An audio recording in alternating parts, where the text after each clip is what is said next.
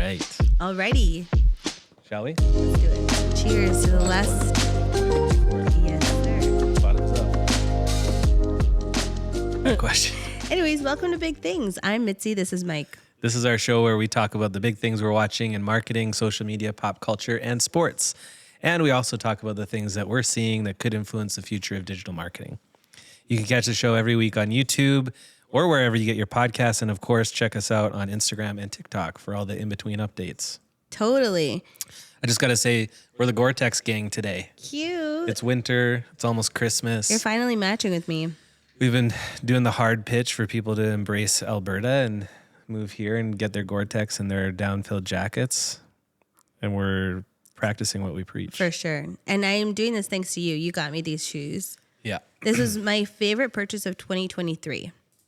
We need to get you another color for 2025. Yeah, I would love to. I just watched a clip on Instagram of George Costanza in Seinfeld showing up at Jerry's apartment with his Gore-Tex down-filled jacket. I feel like we need to share it on Big Things. Yeah, you should. Yeah. That is so you-coded. Yeah, it was like puffier than Puff. Who do you relate most to from Seinfeld? Jerry. Yeah, you are Jerry. Oh, I thought you were going to argue with me on that one. No, Thank you are Jerry for sure. He's kind of like intense about certain things in his home. And like... Oh, I see. Not because he's like good looking or like witty. You're witty and good looking for sure. But because I'm particular, I'm like Jerry. Yeah, and he always has like his home very neat and tidy. That's a compliment. True. I do identify with him, but I feel like the person he reminds me of the most is Drew from our team. Oh, yes. Drew is Jerry. Yeah. Drew equals Jerry. I don't know if he'd like us saying that. No, I think he'd love it because it's his favorite show. Yeah. I think Drew is Larry David. Well, Drew chose not to be in the office today, so he can't defend himself. It's true. If you can't catch the drift, it's going to be a very light and easy breezy show. We've got no deep stories for you. So Whoa. just... We still got some good stuff. Oh, no, yeah. This is very like worth your while, worth your time. It's just like, it's not going to be that deep. You're welcome. It's like it's the end of the Fun. year. Yeah, it's still going to be worth a watch. For sure. And I also want to take this opportunity, since this is the last one of 2024, to say if you've been listening to Big Things on Apple or Spotify or wherever, just give it a try. Go on YouTube and watch the episode and see what you think compared to the usual in-ear listen. Yeah, it would be really nice if you did that. This is also our 13th episode, which means that we've been consistently posting for 13 weeks. Yep. That's great. Yeah. And we just hit 500 subscribers on YouTube, which is a goal that we had for the end of this year. Yeah, if you're listening to this podcast anywhere at any time, we love you. Yeah. If you're part of the Apple gang, you're part of the bigger audience. Definitely. We're really trying to juice things up on YouTube and even Spotify. We're going to be getting video episodes on Spotify in the new year. So wherever you're listening or tuning in from, thank you. But check out YouTube. Yeah, so for the last episode of the year, we're just going to cover 3 big things for today, plus a few rabbit trails. One of them is Instagram announced that they're releasing trial reels. We'll get into what that is and why it's important. We're also going to talk Golden Globe nominations, and we're also going to unpack the viral trend on TikTok that is we listen and we don't judge. We'll see. But before we get into those stories, I do want to share an important announcement. You and I this weekend dabbled into something that we've never experienced before. Yes. That is I would say it's a pillar of our culture, and we've always haven't been able to participate. Haven't been able to or chose not to? Or chose not to until this weekend. Right. And that is the realm of Harry Potter. And we said it at the same time. Isn't that from New Girl? Yes. Yeah. Love New Girl. But anyways, so your family came to visit for our daughter's birthday a few weeks ago, and our sister-in-law is a big Harry Potter fan and was talking about how good the books were, and she wished she could read them again. And I've been like kind of spinning my tires on a few books recently that I've started and not finished. So I was like, Why not? I've got a Kindle. I may as well just download Harry Potter and give it a try. And so I did it, and I cruised through the first book. It was like a pretty easy read. So we kind of impromptu, spontaneously decided to watch the movie this weekend. Yeah. Harry Potter and the Philosopher's Stone. Philosopher's Stone. Yeah. Yeah. And it was my first dabble in Harry Potter. I've never seen the movies nor read the books. And you were going off in your Instagram story. yeah, I decided to do like a little recap of it, like a live reaction to the movie on my Instagram stories. And people loved it because I think I had like some funny hot takes and one-liners. Yeah. Overall, like cute and spooky. I can see why there's like kids who like it, adults who like it. I think the fact that it was like kind of old and like looks old adds to the charm a little bit. Yeah. I love Hermione. I will die for her. She's amazing. She's the cutest character ever. They're all so young and cute. Yeah. I think my favorite is Ron. Ron is such a cutie. Ron Weasley. I have a crush on all of them. They're so cute. Yeah. And I loved Hermione the best.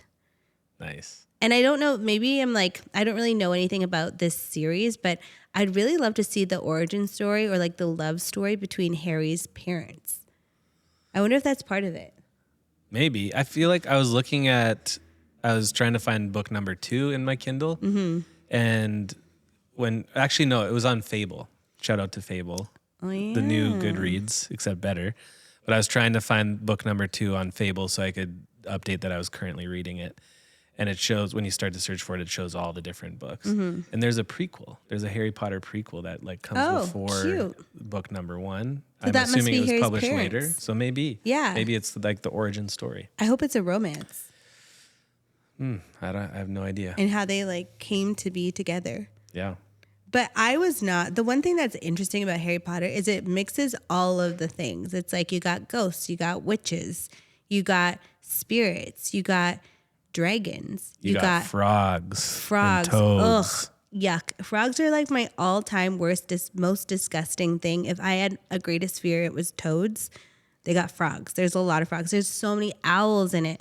But then there's also like a scene with like a unicorn that died and they were drinking its blood. And there's centaurs. And a centaur. Like I was not mentally prepared And there's for dragons. Yeah, I already said dragons. Oh. I wasn't mentally prepared for all of those things in one movie. I feel like we watch like other mystical fantasy type shows or movies like Game of Thrones. It's like, okay, you get used to the dragons, you get past the dragons mentally, and then you can move on and enjoy the show. But with this, I had to like confront all these like imaginary things and then like spells and like it was Sports. a lot. Sports is Quidditch? a huge theme of that movie. Quidditch. Yeah. Sheesh. So it's like a lot for the senses and like It was one big signal of like pop culture today. no, No? No. Am I reaching? that's reaching for sure. Why? There's sports, there's like fantasy, mysticism. That's not a signal. That's all things that are very popular now. Yeah, but it's just like it's a popular thing. It's been popular It's for just a like the popular last thing. 20 years. It's not like Next that thing I'm going to great. get you watching is Lord of the Rings. No, thank you. That's the one thing I'm sorry to all those like Lord of the Rings nerds out there, but it's just I don't like think there's dragons in it. I don't think there's frogs. I don't think there's there's probably unicorns. There's definitely centaurs. the centaurs are so weird. There's Like not really centaurs ghosts. are weird. I don't know. I haven't read the books in a while, but Yeah. I feel like it's a little more narrow, less Yeah. mass mysticism. I really like reality. I just like have a hard time with like my imagination. But they did it. I mean, it was a really cute movie. I'll watch was the endearing. second one. And And I'm sure they get a little bit more modern and like better effects as they go. Because I'm pretty sure it was similar to Lord of the Rings, where they didn't come out like quickly one after Right. the other. It was like every couple of years there's a new one. So I feel like we're gonna feel the jump from movie to movie. yeah. And now that I see them as kids, I'm so proud of them for like being in the public eye for so long. Like they were really child stars. And they're all kind of like good people. Yeah, the only thing that's hard, I think, this is just a perception thing. I haven't experienced it. But the thing that seems like it would be hard is when you're part of a movie or a TV show that becomes such a cult classic that it's hard to like redefine yourself as an actor. For sure. Because like none of them have like done too much noteworthy stuff past that series. Right. But at that like at that being that popular, like being a global sensation like that, you don't really need to do anything else. Right. Like You continue Emma making Watson money. is Hermione, and if she has to be anything else besides that, she's Belle from Beauty and the Beast, and that's it.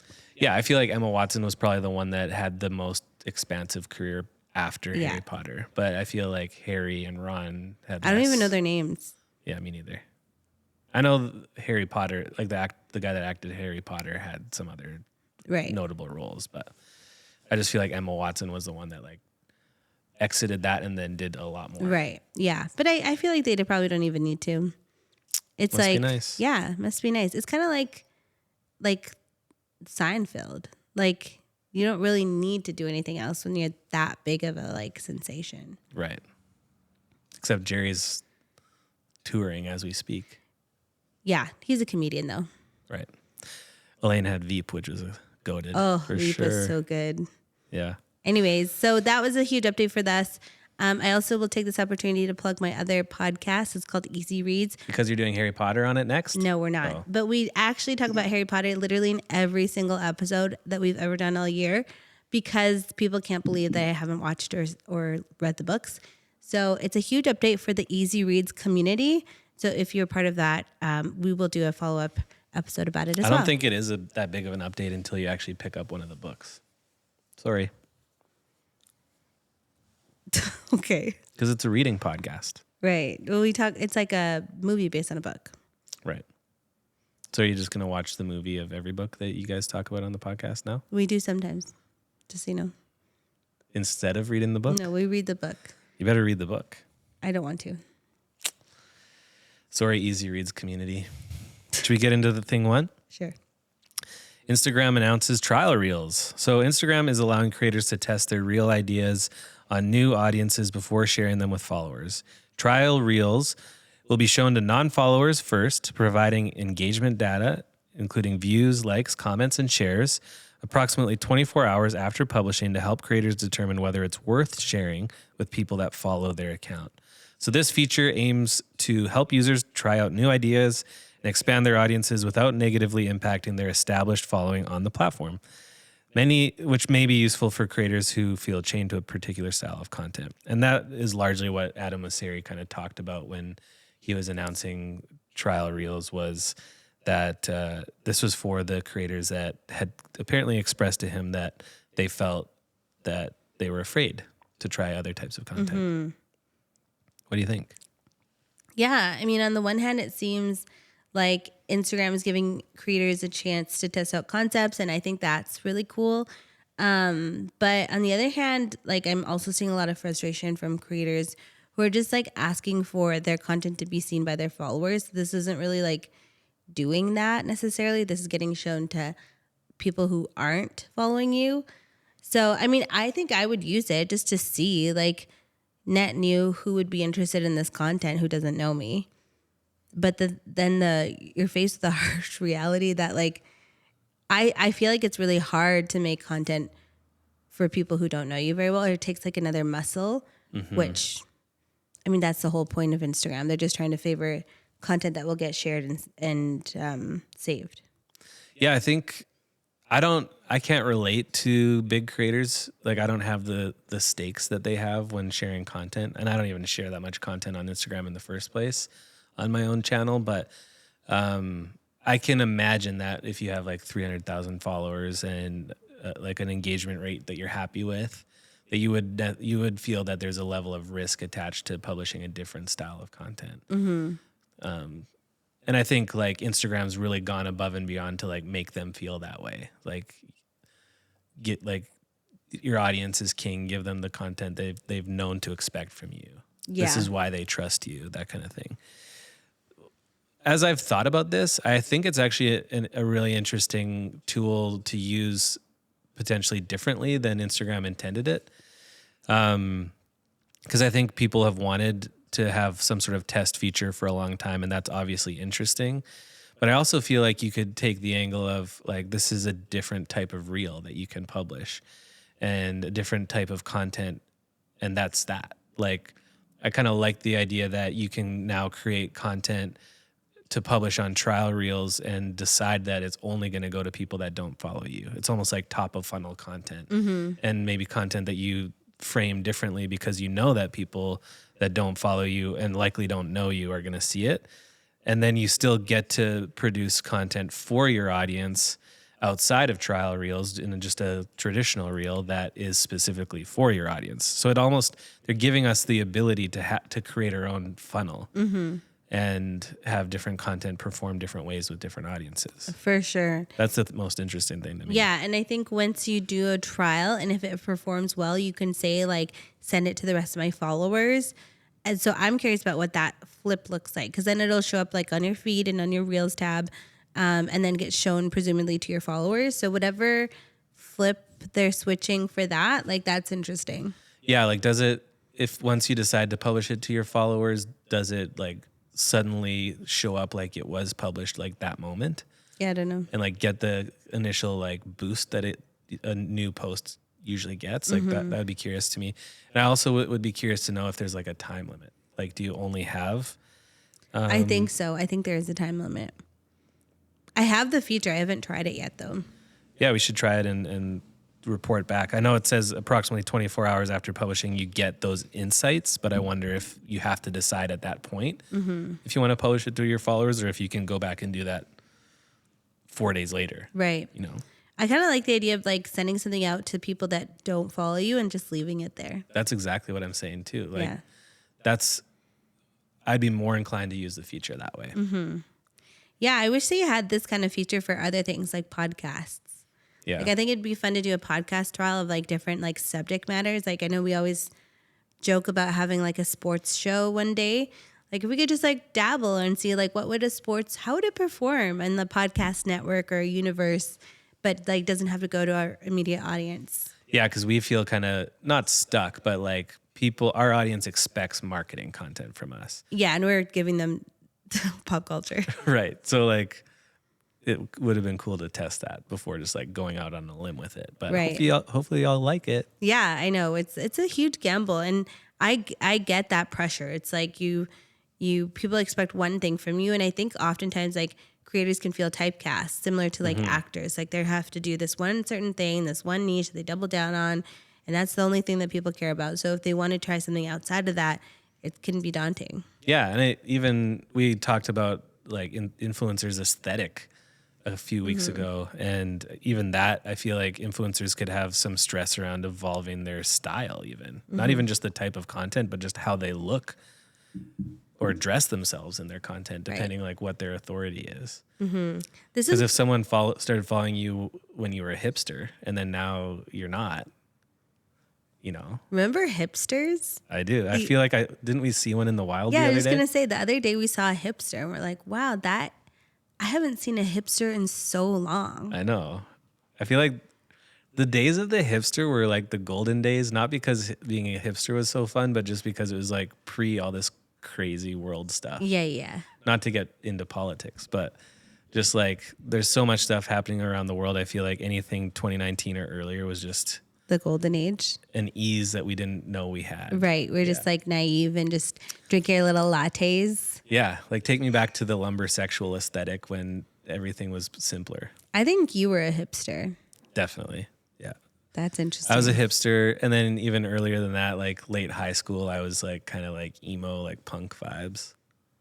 Oh, yeah. I Like could the see tight that. band t-shirts and like Did belt you ever dye your buckles. hair?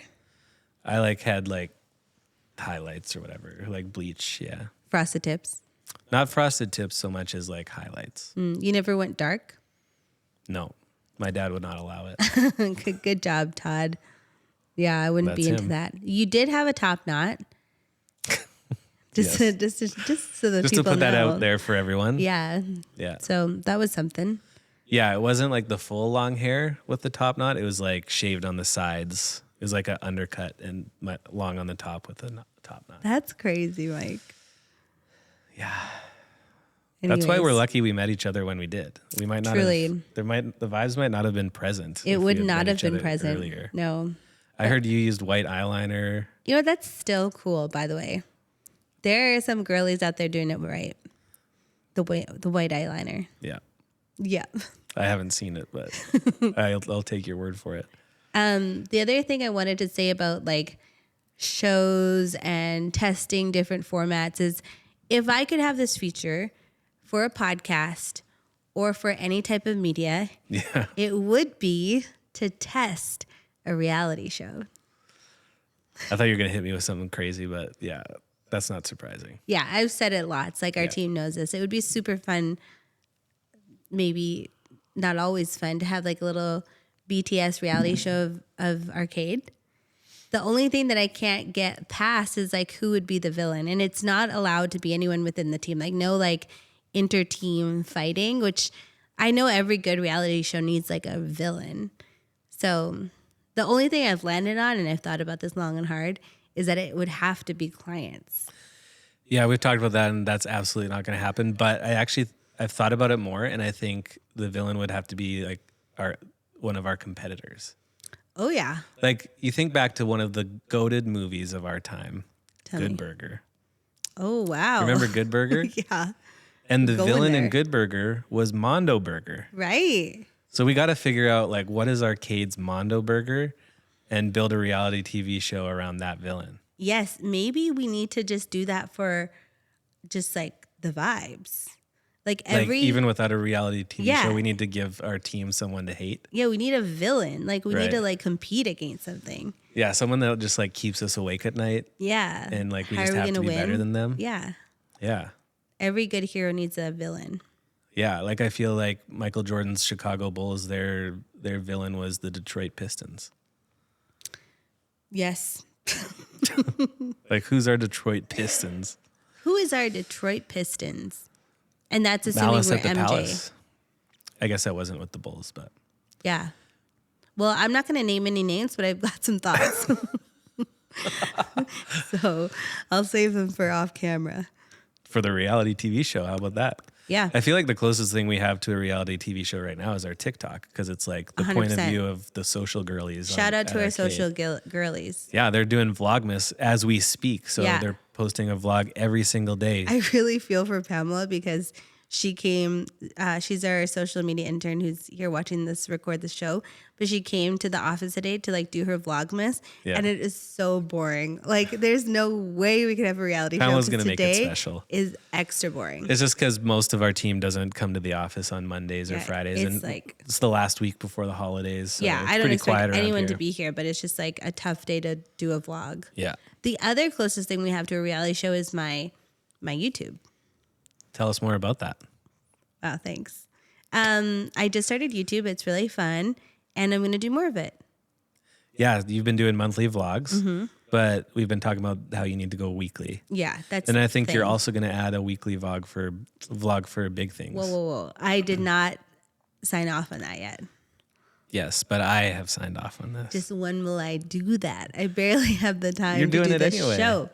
No, I know. I know. You We're just cherry pick some of the stuff that you're shooting for your weekly vlog on your channel to be specifically around building our weekly episode for big things and showing off the Hmm. I mean, team. you know what? We have a writer's room every week. Sound off in the comments if you would like to see a weekly vlog on Big Things YouTube channel.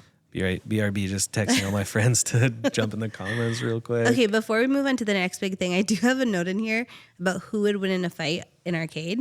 Whoa. And I think so. HR did not approve. No, totally. But I think that came out because the team was talking about like who would win in a fight if it was up against Mel, our social media director, or Morgan, our editorial lead. And everyone, the consensus was Morgan. And no shade to Mel. Mel is a very wonderful, strong, resilient person. But I just think we all kind of like sense that Morgan's got that girl in her. She's got that dog in her. So anyways, it kind of started people thinking like, okay, if we had a reality show. And it reminded me on Vlogmas when I was doing my vlog, and it was also like kind of a boring day around here. I'm really doing this like reality show pitch, lots of favors. But Ben was joking like, oh, like maybe we'll like start some drama. Like maybe I'll get in a fist fight with Mike or something. And then that started like the conversation like, if there was a fist fight, who would win? Yeah, I think I agree that Morgan would win. Mel's pretty tough, but I think the sole thing that tips the scales in Morgan's favor is that she swims competitively. And I feel like to be on a swim team or to swim competitively, you have to have that edge. Yes. Like you got to be willing to like dunk someone, you know? Yeah. The older I get, the less I care about like physical strength. And the more I care about being the ability to like talk circles around someone. Like this reminds me of that Yellowstone episode where like Beth went to the bar and she's like, this is what I do for fun. And she just like gets drunk and then like picks some guy and like just lures him over and then reads his mail and embarrasses him. Yeah. Yes. That would be like a really cool skill. I just don't have it. I'm not that ruthless. You're not that type, that No, I'm not personality that type. Yeah, you're too nice. I am too nice. You're not too nice. You're too nice to do that. I'm too nice You're to do the that. perfect amount of nice. That's nice. Thank you. I'm pretty nice. Anyways, enough of that. Anyways, enough about trial reels. I feel like we barely talked about the story, but it's It's iconic. there. I'm sure Adam Mosseri has a post on it on his Instagram that you can go watch.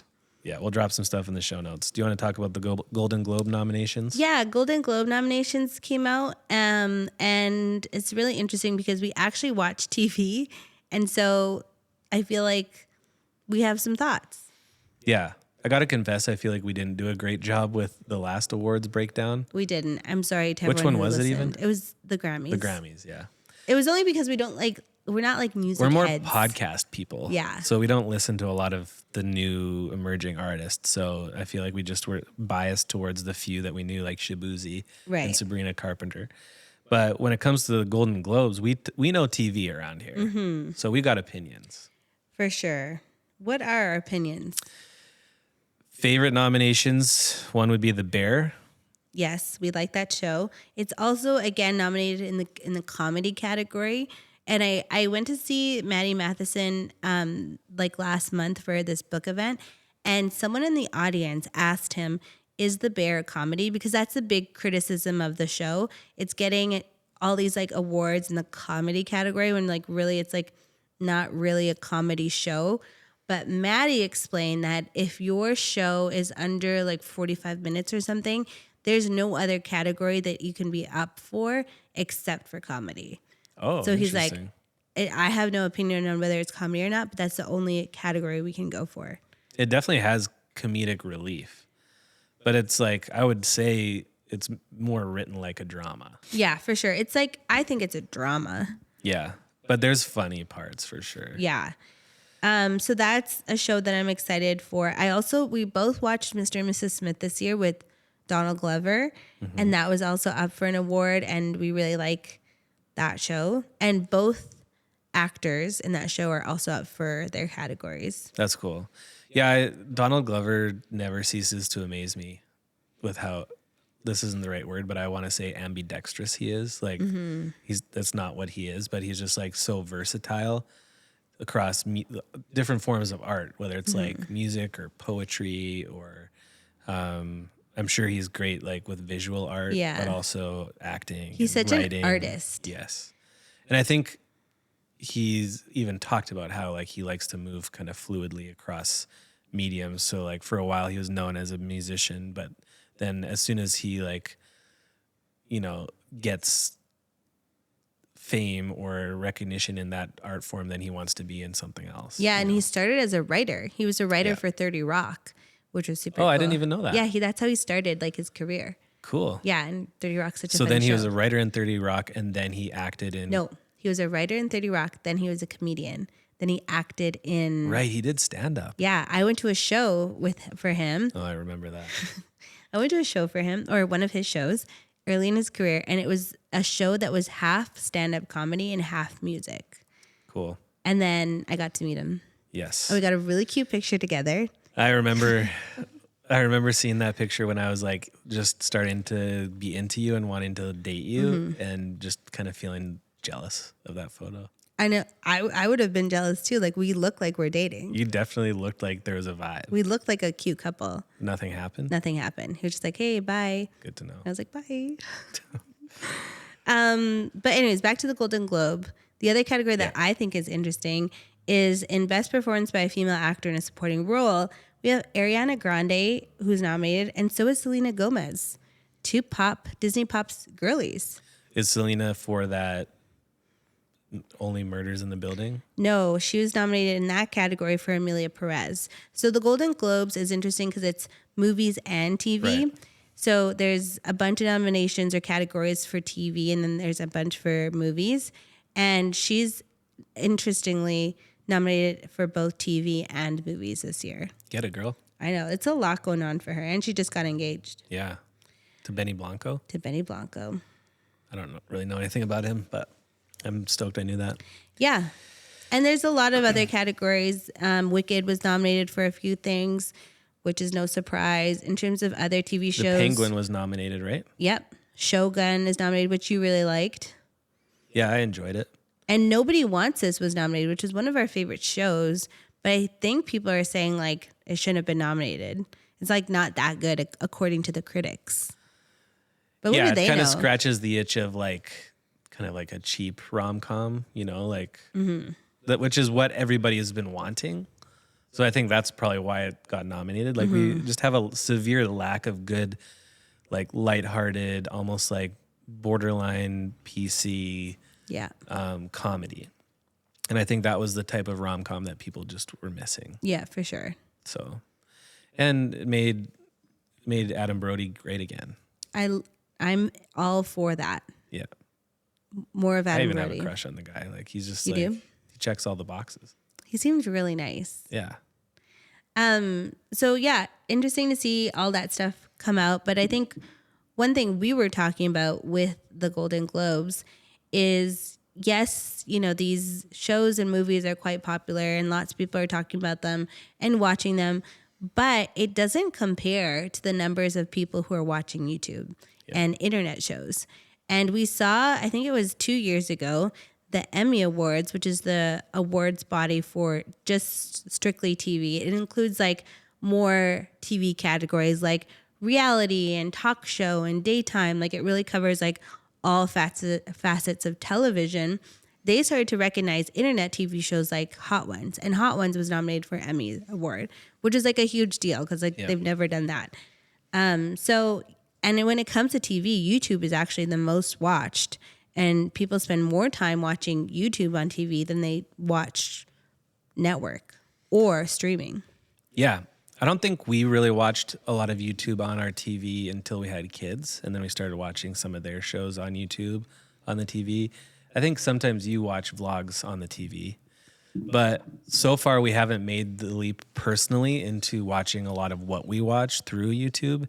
We could definitely do it for sports now that YouTube has more sports licensing deals. And we haven't yet sprung for YouTube Premium to miss all the ads, but I think it could be a contender in the next year or so for us as a family. Totally. I think so. I mean, I feel like I don't realize what is considered an internet show to me, like, is also just like a YouTube series, you know? But Right. like it is a YouTube show or an internet show, you know? So we do watch some things like Hot Ones was probably the Hot first one Ones, we watched. for So sure. it makes sense that it's the first one to be nominated. Not that like we're the standard that everyone else followed, but like for us when it came to watching YouTube on our TV, I feel like Hot Ones was the first one, and then Architectural Digest, Open Door was another one that we watched a lot on our TV, just like sometimes on the weekend or in the evening. Or NPR's Tiny Desk series. True, yeah. I feel like we've been watching that for years. We just like have it on. I also really love Chicken Shop Date. Amelia de Morzenberg. That's how you say it. Yeah, that's a good one. Mr. Beast is obviously the big one. I just personally am not that into his content. I think like it's interesting sometimes, but I catch more of it on social media, just kind of clipped down than like committing to like going to his channel and watching his latest episodes. Mr. Beast is so crazy. Actually, there was like a new report that came out kind of similar to the timing of like the Golden Globes. But according to this report, the they ranked all the top Netflix shows in terms of total hours watched, and Mr. Beast surpassed all of them. So they had like for Netflix, they had You season 4, Queen Charlotte by Bridgerton, Wednesday season 1, The Glory season 1, Ginny and Georgia season 2, The Night Agent season 1, which happened to be the top watched Netflix show with 81.2 million. But even surpassing all of those shows was Mr. Beast with 1.06 billion watch hours. That's just hard to wrap my head around. I know. It's crazy. So I just wonder, like, when will these like award shows catch up to what people are actually watching? If they were to start including more internet shows, which one would you nominate? Chicken Shop Date. I love her. Yeah, that's a good one. I'm jealous of that one.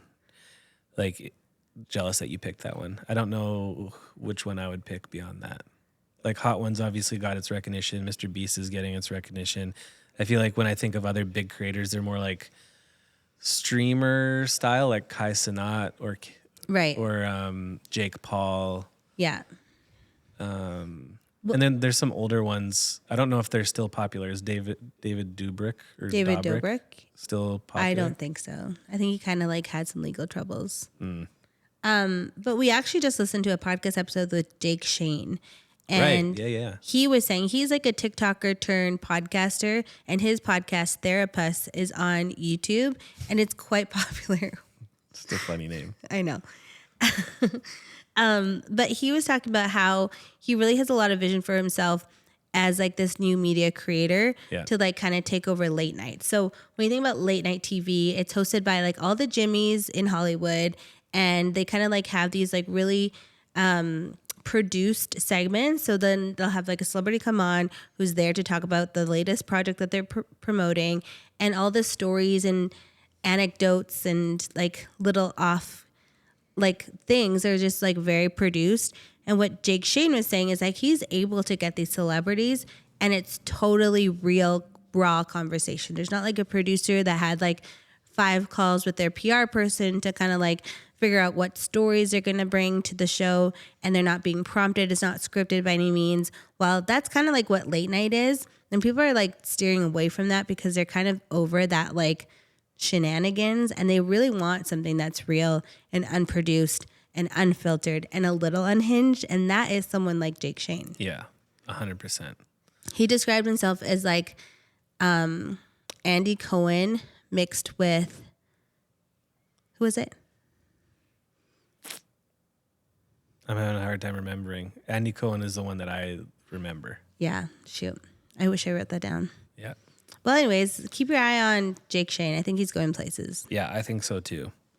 He just has a knack for being creative, being really entertaining, and then also like building lore really quickly. Yeah. Like the way that he talks to his followers and his community, and just the like terminology and phrases. Yeah, I'm not going to say it because I know your parents are watching, but just the way he addresses his fans and like phrases catch on really quickly. Yeah, he's so good at that. Speaking about Hot Ones, did you see it got sold? Yes. I think it's interesting that it got sold. One, I didn't realize it was owned by BuzzFeed because I view it as a complex show.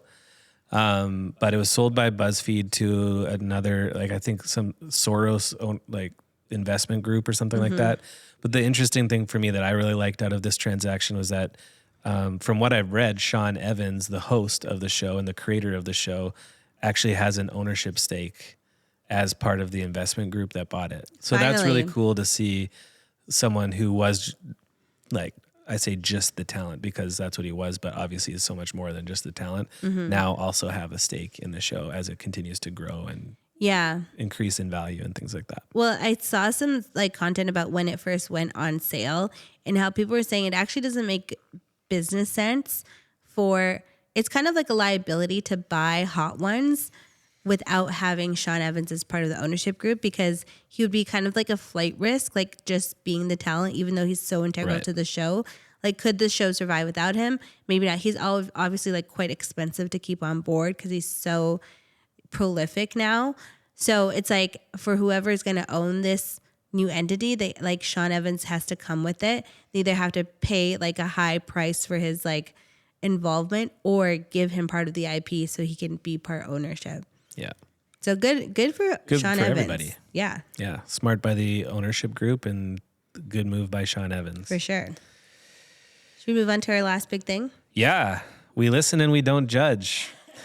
So some relationships may be falling apart on TikTok thanks to this new trend. We listen and we don't judge. Others may be getting stronger, but overall, at least it's entertaining. So if you're unfamiliar, it's a trend where a couple will look at the camera sitting next to each other and they'll chant together, we listen and we don't judge. There you go.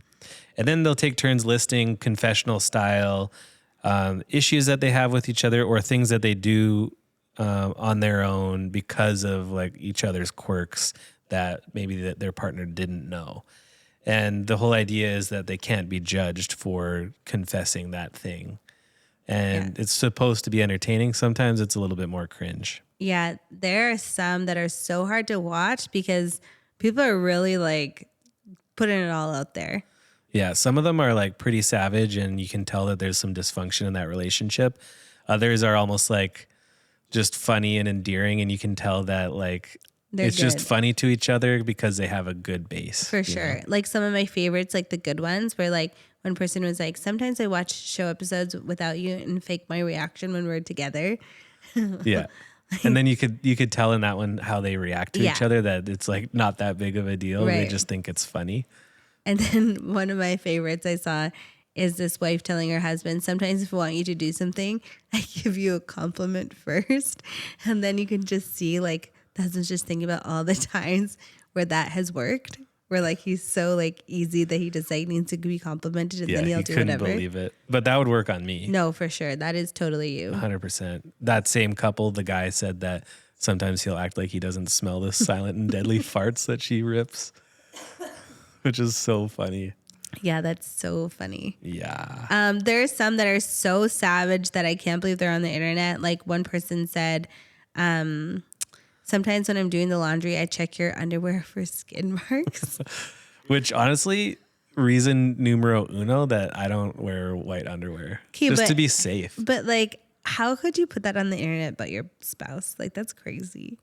Yeah. And someone else said, sometimes the dog will get into the floss and then I wrap it up and put it back so you don't know or get mad at me. Yeah, that's crazy. But also, like, why would a dog want to get into the floss? I know, that's so specific. That's a head scratcher to me. Okay, this one that was actually so crazy. When I said that your dad's car was in a hit and run, it was actually me. That's gnarly. And some of them are really rude. Like one person said, I screen 90% of your calls in text. Yeah. The worst one I saw of all of the internet, and I watched a lot of these, is somebody said, this man said about his wife, I found your wedding vows before our wedding and read them and then wrote mine to make sure that mine were going to be better than yours. What a strong start to a relationship. And then, so she was like, so you faked your reaction? And he's like, yeah. Like at your wedding. Imagine thinking back, like that moment. That is a narcissist. Yeah, that was so much. The comments went crazy because like everyone's like, run, girl. But like imagine like the moment when you're like saying your vows to your partner at your wedding, it's like seared into your brain. Like, and for all of that to feel like a lie, like I don't know how you can come back from that. Yeah, that's like pretty intense. So I personally lean towards the more endearing ones. Like I think the couple that we both like that feels like they have a healthy relationship. So this is just like water off their back. One of the guys said that sometimes he'll eat her leftovers and then tell her that they went bad and he threw them away. Classic. Like, yeah. That's just like marriage. That's just like marriage. That's like honestly roommates. True. Like whatever. It's just like not a big deal. It's not that deep. But it's funny. Especially when it's the type of roommate where they like put their name on everything. Oh yeah. And they're like keeping track of everything that's in the fridge just to make sure. There's two extremes with roommates. It's like people who are like that, who are like they're like, this is my side of the fridge, this is your side of the fridge, and then everything is labeled. And then there's people who are like share everything, or there's that roommate that like like I remember a friend of mine had a roommate and he would like come home to their apartment, open the fridge, be like, what should we have for a snack? And he's like, what do we have in the pantry? Like, as if it's like his mom's house and she like came back from Costco. Like, everyone in this place is like buying their own stuff. Yeah. So I always leaned more, I don't know what kind of roommate you were, but I always leaned more towards like the end of we just share everything, but we all do our part to make sure that like we make up for what we consume. you had some pretty good roommates then. Yeah. I was like, I think I've lived in both scenarios and both were fine. Nice. Yeah. Were you ever labeling your stuff in the fridge? I did in one situation where I like didn't know my roommates. Like I was put in a house with a bunch of other people too. And so like we all kind of just like did that. And it's fine. It's not like not a huge deal. Did you ever have like a really messy roommate situation? Yes. Tell me more. It wasn't that bad. It was just like this person's like really messy. It's just dramatic. It was like when literally messy? I thought I meant more like it was a dicey experience. I don't think I don't want to share it. No? No. Okay. But yeah, this trend has been really fun to watch. We actually wanted to do this trend for you live on the show, but we have too good of a relationship to do that. We like literally couldn't come up with anything. Yeah, we definitely like there's things that I do that annoy you. For sure. Like every married couple. Yeah. And I think we do some of the things that like some of these people talk about, but like with each other's knowledge. Like sometimes I just need a break because the kids are crazy that day. So I spend a little longer in the bathroom than normal. Yeah, like every man. Just like scrolling on my phone. Right. Or sometimes if you're going out with your friends, then I'm going to take that opportunity to order McDonald's. For sure. Who cares? Or like I might even watch ahead some shows. There's a couple times where I watched ahead some shows and then you were kind of upset at me, so I didn't do that anymore. What shows? I think it was House of Dragon. Maybe. Because you weren't sure if you wanted to keep watching it after the first couple episodes of season 2 because they were so intense. But I really wanted to see what happened, so I watched ahead and then I was like, it's okay. You're going to like this episode. Right, yeah. And I'm glad that you did because then you can give me like spoiler alerts or like trigger warnings. Yeah. That show's intense. Are there other things that you've seen people talk about in this trend that you relate to? Like kind of, but like nothing that's like, okay, so the reason why this trend is really hard for us is like there's two types of like versions of the trend. One is like when they confess things that they've done that were a secret. And then the other is like quirks and patterns that the other person does and how they react to them. Right. And like the quirks and pattern stuff like doesn't really like phase me. It just kind of like we've been together for like almost 10 years. Like I've accepted you for who you are. Oh, thank you. And I don't care that much, you know? Right. And I was always stressed that because I know that I snore. I was always worried that the person I ended up with would have a really hard time with my snoring. Yeah. And as a perfect angel that doesn't move an inch when I sleep, then like I actually have learned to love your snoring. Right. No, I'm totally joking. I am such a disruptive sleeper too. So it actually worked out great. Yeah. We've accepted each other for who we are. Yeah. So anyways, the reason why this trend doesn't apply to us is because I literally can't keep any secrets from you. Like I tell you things that you don't ask to hear. Like everything that kind of enters my brain comes out to you. So like I don't have like those like deep dark secrets. And then for the pattern stuff, we've just kind of like we don't care. And then you are so undramatic. Like you don't like make things bigger than they are. Like you wouldn't even think like if something I do is like kind of annoying, you don't like think about it. Or do you? Like you think about it, but you don't like make it a thing. Right. Yeah, it's annoying sometimes. Like there's things that feel frustrating, but it's not always just the result of you doing a thing A or B. It's like also, am I tired? Are the kids crazy? Right. Like is work stressful? You know, there's so many different dynamics. So it's not that deep. Yeah. One of my you're kind of the same way. Totally. Yeah. What's the bigger picture? Yeah. One of my favorite things from the internet though is when like there's couples that are like, we're on the same team. Yeah. Because that's more relatable to us. Like when life is crazy, kids are crazy, work is crazy, the world is crazy, like we're on the same team. Yeah, but tell our audience like one thing that is really annoying that I do. Just pick one. I don't know. Just pick one. Just say it. I don't know. We all know that you have a list. Is there something like specific you want me to say? No, I just know that I'm not flawless. So there's got to be a couple things. You're not flawless, but like I can't think of one on the spot. Yes, you can. You're just afraid to say it. I don't really know. Wow. Okay. Okay, here. You want me to say? Yeah, I do. It's not like that deep though. You're prepping me. I can handle it. We listen and we don't judge. So we are doing this. It's just like one. Well, just tell me something that's annoying. You don't. It doesn't have to be. Well, like it's a just secret like you're that you on do. your phone a lot, and it's often for fantasy football. Yeah. True. Like a lot. Yeah. That's okay. Yeah. And I feel like we don't really get to do like keep up with stuff on our phone that much during work because we're on like so many calls. But. We listen and we don't judge. Now you. First off, do you think I'm on my phone more than you? Yes.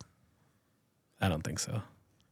Well, I think it's that classic trope. I feel like you see it all the time on TikTok. It's like they're both on their phone scrolling, and then as soon as the girlfriend stops scrolling, she's like annoyed at the boyfriend that he's still on his phone. I will say that we are for sure that. But we can just look at our screen time. How do you even see that? I don't know. You don't know? I'm just looking up screen time.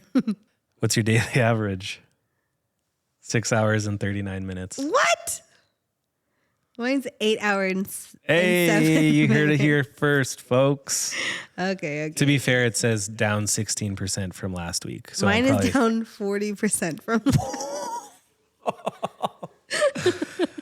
I don't know. Gotcha. I don't know how that's possible. That's so lit. I love that. Oh my gosh. Okay. Anyways, I needed that today. You need to tell me what's one thing that bothers you about me. I think you already know. I think the thing that bothers me is such a small thing, but it's that you leave a mess everywhere you go. So It's such a small thing, but I don't really like cooking, but I'd prefer to cook because I clean up as I go. So then, like, if you're going to be the one cleaning up after I'm done, there's very little left to do. You might have to wash a pan. But if you're cooking, then it's like it looks like we just moved from another apartment into the kitchen and then someone spilled the flour. So then I'm like, I really have a tall task, you know? Or you come in from the car and it's like 4 bags and 6 pairs of shoes are in the walking path. okay, I am like the normal amount of messy when I'm juggling 2 kids by myself. Like that's just so normal. Like we listen and we don't judge. No, that is the way you framed it was like so funny. She's like, you know this, it's not a big deal at all, but you leave a mess everywhere you go. I just almost spit up my coffee and I swallowed it weird and my throat hurts. Like everywhere I go is like such a stretch.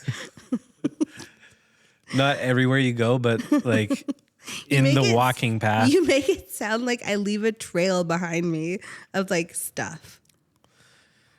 You leave a mess in the kitchen and the entryway.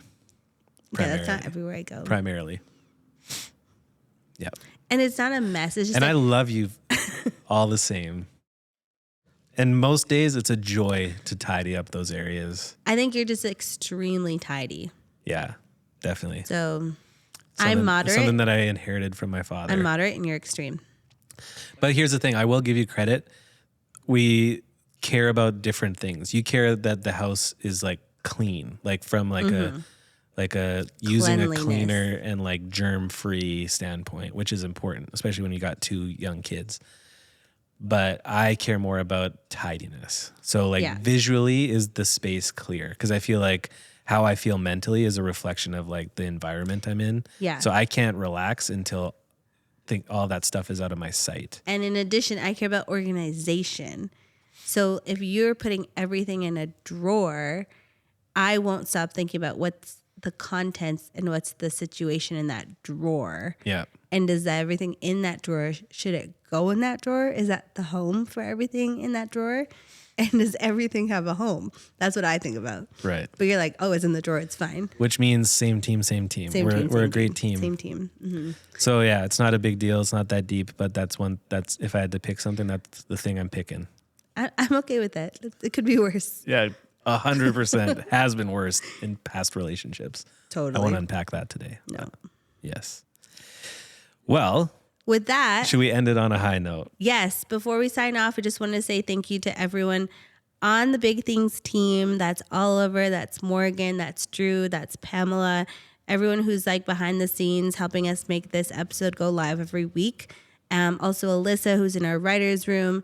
I just this is such a fun thing to do. Like, this is probably the favorite part of my job. If I could do more of this, I would be so excited. And it's because of people who are watching. So thank you for listening. Thank you for being here and supporting the show. Yeah, and you have a special episode to look forward to in January that many of those team members are contributing to. We're going to be releasing our 2025 trend report via Scan Club, but we're going to have a special Big Things episode with Morgan and Alyssa to unpack those new trends and how we're thinking about them, how they can influence your content or your campaign plans in a new year. So I think it's going to be fun. Mm-hmm. We're going to have to change up the set a little bit. We still have to figure out what that looks like, but plan for that middle to late January. Yeah. Thanks for listening, and we'll see you in 2025. Should I ring the last gong of 2024? Do it. Make it a good one. All right, here we go. 3, 2, 1. Happy New Year. Happy New Year. Dude, we came out of that one unscathed.